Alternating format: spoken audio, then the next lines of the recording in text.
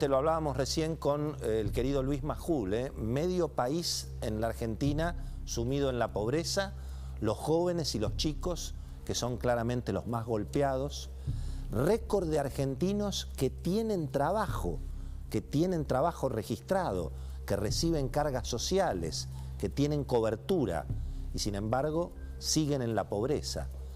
Naturalmente la clase media arrasada. Son todos los datos que aparecieron en el último informe sobre la situación social, el que elabora la Universidad Católica, el Observatorio Social de la Iglesia, y que en definitiva, bueno, muestran desde mi punto de vista las consecuencias de un modelo inflacionario que la Argentina evidentemente está soportando y del que no puede salir ya hace más de una década. En definitiva, la inflación es eso, es el estatismo económico, es lo que en definitiva ha generado este modelo de déficit fiscal, de emisión monetaria, de no respetar obviamente las leyes de gravedad de la economía. Y fíjense que estamos en un momento donde si bien aparecieron los temores por, bueno, esta nueva variante sudafricana del coronavirus, en las últimas horas, en los últimos días, bueno, reapareció bastante el optimismo en, digamos, perspectiva. Se confirma que esta nueva variante sería eventualmente menos dramática en términos de mortalidad, si bien es más contagiosa. Ha habido incluso informes de laboratorios respecto de avances. Pfizer hoy prácticamente dijo que con la tercera dosis la protección es muy elevada. Glaxo también hizo un comentario internacional. Todo eso generó un nuevo optimismo en los mercados internacionales, lo cual para la Argentina en alguna medida es una oportunidad. Tenemos al mismo tiempo un mundo donde hay récord de los precios de los productos que Argentina exporta. Nuevamente los alimentos y sobre todo los alimentos elaborados. Hay récord en los precios internacionales de la leche en polvo, de la manteca, de los quesos, de todo lo que Argentina podría aprovechar. Y sin embargo, ese modelo inflacionario, ese estatismo económico, esa intervención en los mercados con, bueno, se supone el buen objetivo de proteger la mesa de los argentinos.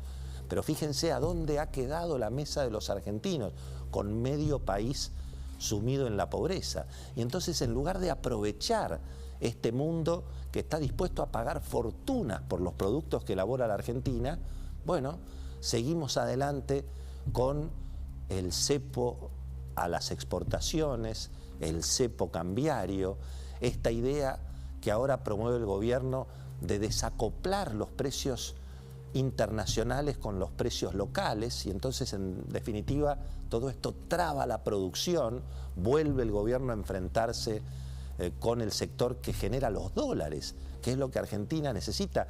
Argentina necesita naturalmente que ingresen dólares. Tenemos los puentes cerrados con el Uruguay, a donde podrían ingresar también turistas. Ya está protestando hasta el gobierno de Entre Ríos respecto al cepo fronterizo que también no logramos levantar en la Argentina.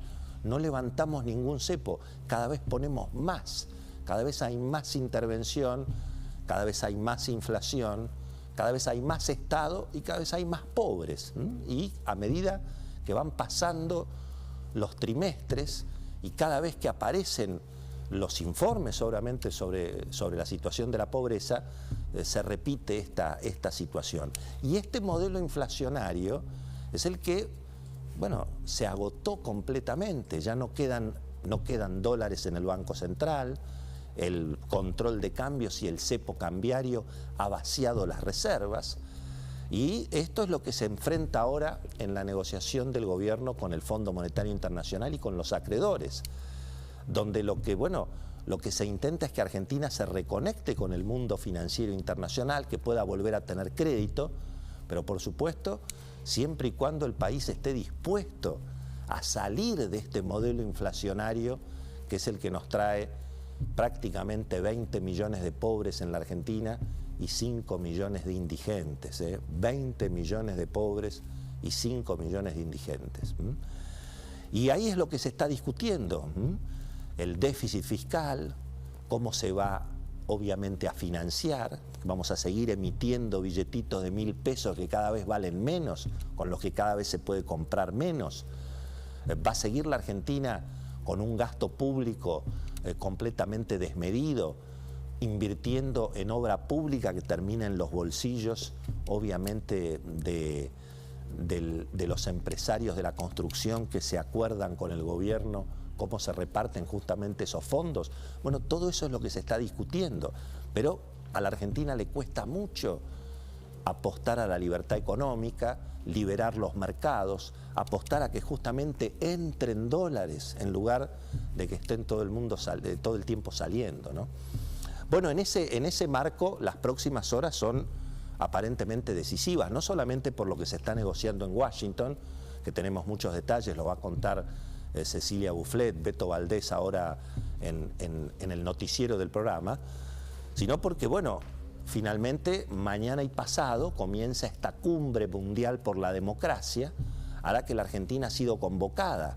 Estados Unidos invitó a la Argentina y el presidente Alberto Fernández finalmente confirmó que va a participar. Es una cumbre virtual, va a haber un mensaje grabado del presidente Alberto Fernández, medio nos imaginamos, como te digo una cosa, te digo la otra, seguramente allá habrá un Alberto Fernández a pleno, tratando de mantener la relación con el G7, cuidando eventualmente la negociación que hoy necesita Argentina de apuro con el Fondo Monetario, pero seguramente, bueno, planteando las objeciones que tiene la Argentina respecto de la política internacional con los países amiguitos de la Argentina, que por supuesto no van a estar convocados en esta cumbre por la democracia, ni Venezuela, ni Cuba, ni Nicaragua, ni Irán, ni Rusia, ni China. Pero al mismo tiempo, en las próximas horas, después de la cumbre por la democracia en Estados Unidos, se va a celebrar aquí el próximo viernes el festejo por la democracia argentina. Un festejo que me parece que va a ser más partidario que inclusivo de todas las fuerzas democráticas del país. El gobierno va a ser, bueno, una celebración para el gobierno, un gobierno que viene de perder las elecciones, pero fíjense cómo estamos, los que perdieron las elecciones aparecen unificados y celebrando, los que ganaron las elecciones se están peligrosamente dividiendo. Así que lo vamos a tener al presidente Alberto Fernández con Joe Biden por la democracia y con Cristina Fernández de Kirchner y Lula da Silva en Plaza de Mayo, obviamente, bueno, respondiendo y seguramente compensando a los sectores de izquierda que naturalmente respaldan al Frente de Todos y al oficialismo. En un momento donde además la política está muy concentrada en sus propios problemas. El gobierno intentando doblarle la mano a los jueces, mantener el control en el Consejo de la Magistratura, enfrentándose fuertemente con la Corte Suprema, incluso después de haber perdido las elecciones. Y allí, bueno, atención, porque se espera justamente la palabra de la Corte Suprema sobre el futuro del Consejo de la Magistratura, que es en definitiva la herramienta que ha tenido el oficialismo para mantener a los jueces en un puño. Los intendentes también están en sus propios problemas, buscando la reelección eterna. Ya ha habido incluso un fallo de la justicia que le abre la puerta a los intendentes de la provincia de Buenos Aires, no solamente los del conurbano, a ir eventualmente por la reelección eterna. Y mientras tanto, bueno, la oposición, por lo menos en el Parlamento, aparece sin jefatura. Se han generado finalmente 7 bloques opositores.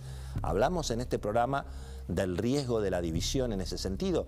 Se ha postergado hasta marzo la elección del presidente del interbloque opositor, con lo cual, bueno, se le abre la oportunidad al oficialismo para, en todo caso, ir negociando con una oposición dividida que va a tener 7 interlocutores. Vamos a hablar de la nueva oposición y de lo que se viene en el Parlamento justamente ahora en el programa.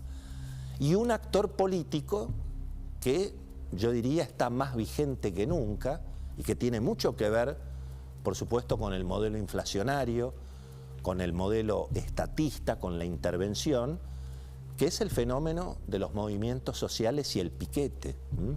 Se están recordando, estamos a 20 años de lo que fue el estallido de la convertibilidad, la caída del gobierno de Fernando de la Rúa y en alguna medida la institucionalización del piquete como factor de presión política central en la Argentina y yo diría tal vez hoy más influyente y más poderoso que los propios partidos políticos.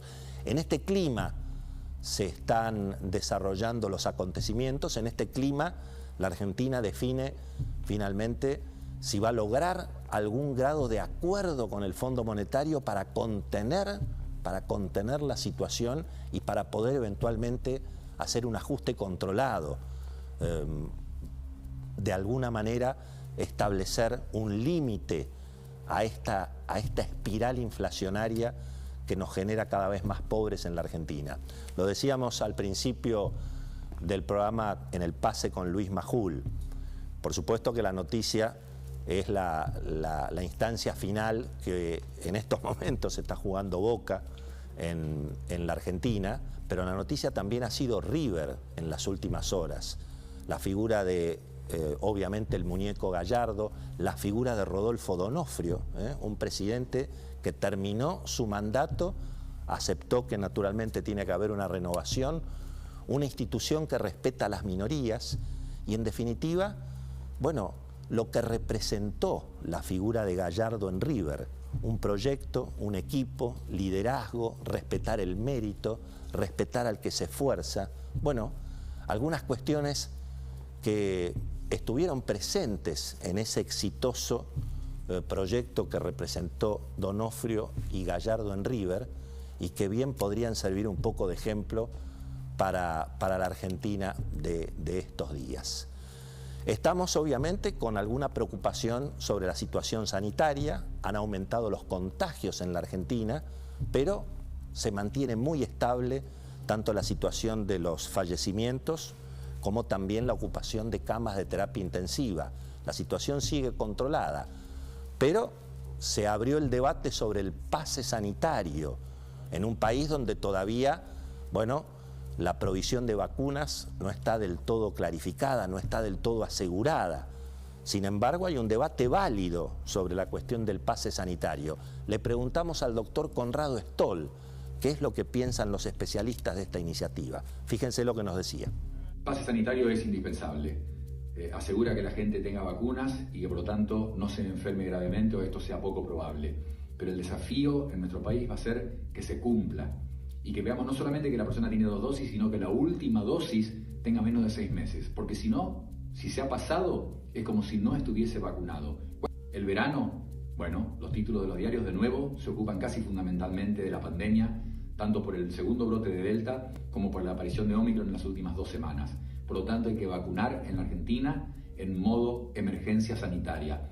Creo que lamentablemente al final del día, la herramienta más efectiva va a ser la que hemos usado desde el principio de la pandemia, que es cuidarnos cada uno de nosotros, con el barbijo y todas las medidas que hemos aprendido a lo largo de esta larga saga que estamos viviendo.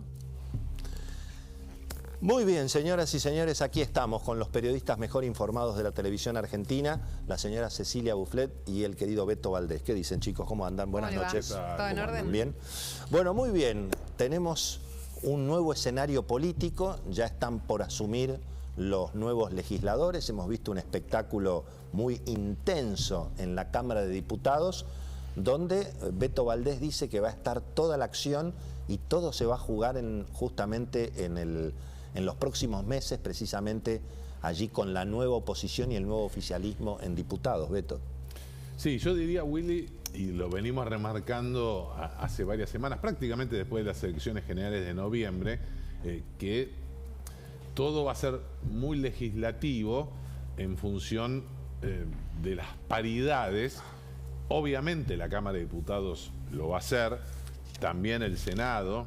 Recordemos que mañana son las juras Va a ser muy interesante verlo a Alfredo Cornejo desembarcando en lugar de Luis Naidenov, información que ya está confirmada, como presidente del interbloque de Juntos por el Cambio, de alguna manera la cara visible contra Cristina Fernández de Kirchner, lo mal parado que queda Martín Lustó, es decir, en ese 4-0 que después vamos a comentar un poco en la situación interna. Pero la Cámara de Diputados evidentemente va a tener un atractivo muy interesante, en primer lugar por esto que comentaba Willy en el editorial,